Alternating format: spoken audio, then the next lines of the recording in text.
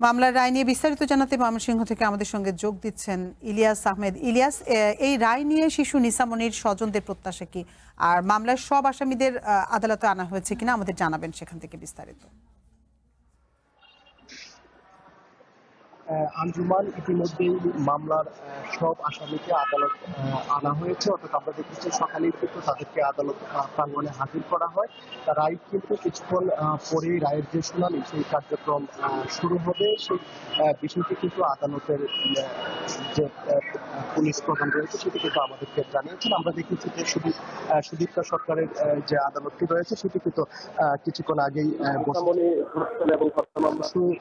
নিসামনি ধর্ষণ এবং হত্যা মামলার যে রায় সেটি কিন্তু কিছুক্ষণের মধ্যেই শুরু হবে এবং সেই রায়টিকে ঘিরে আদালত প্রাঙ্গণে একেবারেই নিরাপত্তা ব্যবস্থা জোরদার করা হয়েছে। আমরা দেখেছি সকাল থেকে অতিরিক্ত পুলিশ মোতায়েন করা হয়েছে এবং নিসামনির স্বজন যারা রয়েছেন তারা কিন্তু প্রত্যাশা করছেন যে সর্বোচ্চ শাস্তি যেন এই রায়ের মাধ্যমে আসে, সেই বিষয়টি কিন্তু তারা বলছিলেন। এবং আমরা জানি যে এই আলোচিত ঘটনাটি ঘটার পর থেকেই কিন্তু সারা দেশে ব্যাপক আলোচনার জন্ম দেয়। এরপর থেকেই কিন্তু একেবারেই দ্রুত গতিতে সেই বিচার কার্যক্রম শুরু হয়েছে। অর্থাৎ গত 14 জুন ধর্ষণ এবং হত্যার পর কিন্তু আমরা দেখেছি 15 জুন মামলা হওয়ার পর পুলিশ 4 জন আসামিকে গ্রেপ্তার করে এবং 4 জন আসামিকে গ্রেপ্তার করার পর 23 জুন কিন্তু অভিযোগপত্র আদালতে দাখিল করে।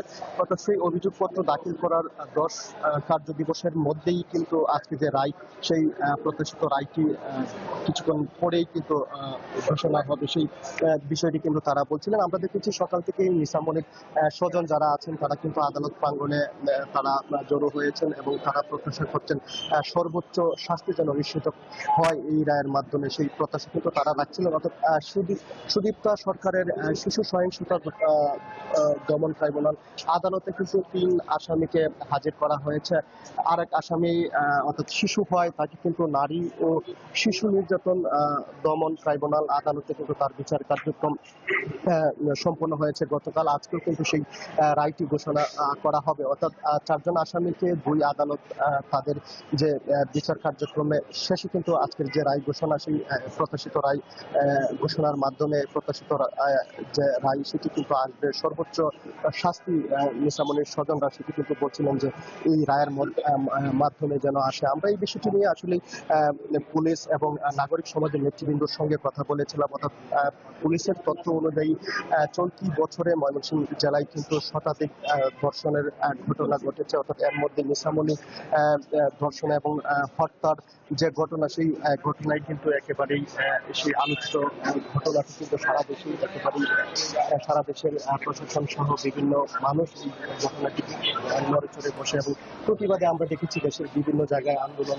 মানববন্ধন সহ বিভিন্ন কর্মসূচি পালন করা হয়েছে এবং নাগরিক সমাজের নেতৃবৃন্দ সহ সাধারণ মানুষ প্রত্যাশা রাখছেন এই রায়ের মাধ্যমে সর্বোচ্চ শাস্তি যেন নিশ্চিত করা হয়। এই ছিল আমার কাছে ময়মনসিংহ থেকে নিসামনি হত্যা ধর্ষণের যে রায় কিছুক্ষণের মধ্যে হবে তা নিয়ে সর্বশেষ।